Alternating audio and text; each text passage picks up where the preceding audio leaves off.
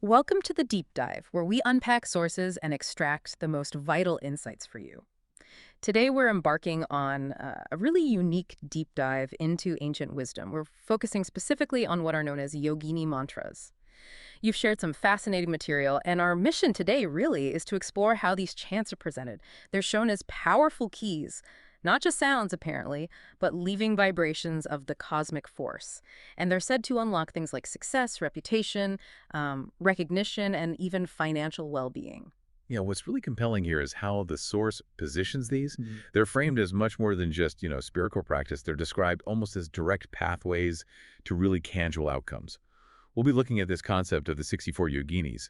The source says they're supervised directly by Lord Sri Krishna, and they're believed to bestow quite specific skills and energies. Exactly.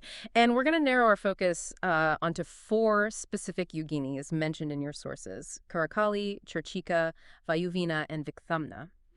Each one seems associated with a distinct aspect of modern aspiration, you could say. So, yeah, let's unpack this. First, maybe let's just establish a foundation. Who exactly are these yoginis? Your sources describe them as divine feminine energies. They're part of the 64 yoginis, the Chausath yogini tradition, right, stemming from India's tantric tradition. That's right. And if we connect this to the bigger picture, the Tantra tradition often involves, well, direct experiential practices, rituals for both spiritual growth and material transformation. So within that, each yogini is said to govern a different realm. It could be emotions, thoughts, Hmm. or things like wealth, power, destiny. They're invoked, it says, for both spiritual evolution and material upliftment. It's that blend again. Right, the spiritual and the practical. And here's where it gets really interesting for me. The sources mention these ancient temples like Hirapur and Jabalpur, and the Yogini shrines there are circular and without roofs. What does that signify? That seems quite unusual. It does. And this lack of a roof is apparently quite symbolic. It's said to represent cosmic openness and freedom from boundaries. Mm-hmm. The suggestion seems to be that yoginis aren't constrained by typical rituals or caste or gender, Okay. and that they're accessible to those who call them with sincerity.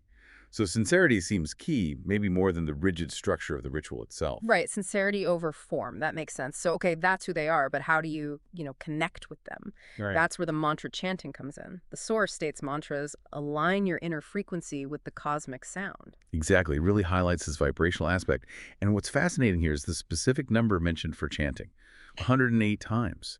This isn't random, apparently. It's seen as a sacred number. One reason given is there are supposedly 108 energy lines, nadis, they're called. Nadis, right? Like energy channels. Kind of, yeah. Said to converge at the heart chakra.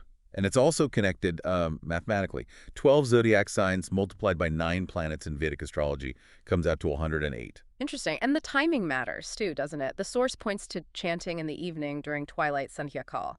That specific time is meant to enhance its power. Why then? Well, the belief implied there is that this merging of day and night, this twilight zone, it creates a sort of portal between the worlds. Hmm. This transitional time, Santikal, is considered especially potent, a time when the veil between realms, let's say, is thinner. A potent window. Exactly. So it suggests that intention, the specific number, and the timing are all pretty crucial components in aligning with these energies. Okay, that gives us a good foundation. So now let's dive into the core of your sources. These four specific yoginis, the ones linked to distinct areas of life, starting with Karakaali. Yes. Karakaali. She's linked squarely to success. Her mantra is given as Karakaali, Karakaali, Karakaali Nama. And the benefits listed are quite direct, removing blockages in your career or goals, enhancing focus, willpower, even protected from hidden enemies. Hidden enemies, wow. Yet she's described as fierce, protective, and a remover of inertia. Mhm. So the idea is you invoke her when dreams feel delayed or you just feel stuck. She helps break through that. Okay, breaking inertia, that's powerful. Next up, for those looking to build their reputation, their name, we have Charchika. Charchika, right mantra. Charchika, Karchika, Charchika Nama. She's said to enhance reputation. The source suggests this is particularly good for artists, teachers, leaders. People whose work depends on perception. Exactly. And it also mentions addressing communication issues. It emphasizes aligning words with truth and purpose to build your name effectively. So, Charchika is said to sharpen your expression, make your voice, your message more resonant. Makes sense. Truth and purpose in communication. And then for broader recognition, maybe what we'd call fame today, your sources introduce Vayuveena. Vayuveena, mantra. Vayuveena Nama. She's described as being known for spreading fame like air. That's the quote. The source suggests she's ideal for, like, social media influencers, public speakers, anyone needing widespread recognition. Spreading fame like air. Yeah, attracting respect and divine grace. The analogy used is pretty vivid. Just like the wind carries sound across lands, Vayuveena carries your name, making you heard even in silence. It's about pervasive influence, really. Heard even in silence. That's quite poetic. Okay, and finally, for financial well-being, the focus is on Vikthamna. Vikthamna. The mantra is Vikthamna, Vikthamna, Vikthamna Nama. Yeah. The benefits listed are, again, quite practical. Removing financial difficulties, bringing opportunities for income, and guarding wealth from loss. But the source adds a really important clarification here. What's that? It says, wealth is not greed. And when it's earned with dignity, it becomes Lakshmi, referring, of course, to the goddess of wealth and prosperity. This ensures money flows with purpose. It suggests a more conscious, purposeful approach to finances. Wealth with purpose, not just accumulation. I like that distinction. Hmm. So, okay, we have these 4 yoginis, their mantras, their supposed benefits. For someone listening who's thinking, all right, how do I actually do this? What practical guidance do the sources give? It's quite specific, actually. The main guidance is to make these mantras an evening ritual, chanting them 108 times each. Remember that number. All right, 108. It suggests using a Rudraksha mala, that's a traditional bead string for counting. Helps with focus, I imagine. Exactly. Okay. And lighting a ghee lamp, that's clarified butter, for purity and light in rituals, and sitting in silence. And crucially, it notes that even if you don't understand the language, the vibrations will work.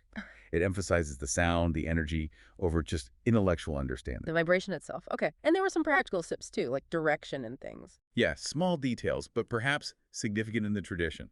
Sitting facing east or north, avoiding distractions, which makes sense for any meditative practice, and committing to it for 21 days. That seems to be a common time frame in these kinds of practices to start observing transformation. 21 days. Okay. And what's the deeper meaning behind all this, the final takeaway from the source? Well, it raises this point about the underlying philosophy. The concluding thought is quite profound, I think. It says, it is not the loudest voice that reaches the divine, but the purest, which really ties everything back to sincerity. The intention, the purity of heart behind the practice seems to be paramount. The rituals are maybe tools to cultivate that. The purest voice, not the loudest. What a deep dive this has been. Into an ancient tradition, but with these really modern-sounding applications. We've unpacked the whole concept of Yogini Mantras, the history, the chanting mechanics, and specifically how Karakaali, Charchika, Vayuveena, and Vikthamna are said to influence success, name, fame, and wealth. Yeah, and if you connect it to that bigger picture, it suggests something interesting, that pursuing material well-being, things we all think about, when you approach it through these specific kinds of spiritual practices, it can be seen as aligning with a larger cosmic flow. It's not just about individual hustle, maybe. It bridges the spiritual and the very practical. Aligning with a cosmic flow rather than just pure effort. So what does this all mean for you listening? Here's something to think about. If the source is right and the purest voice is what reaches the divine, how might the sincerity of your own intention applied to whatever you're pursuing, career, reputation, finances, anything really? How might that sincerity unlock doors that maybe sheer effort alone can't? Something to ponder.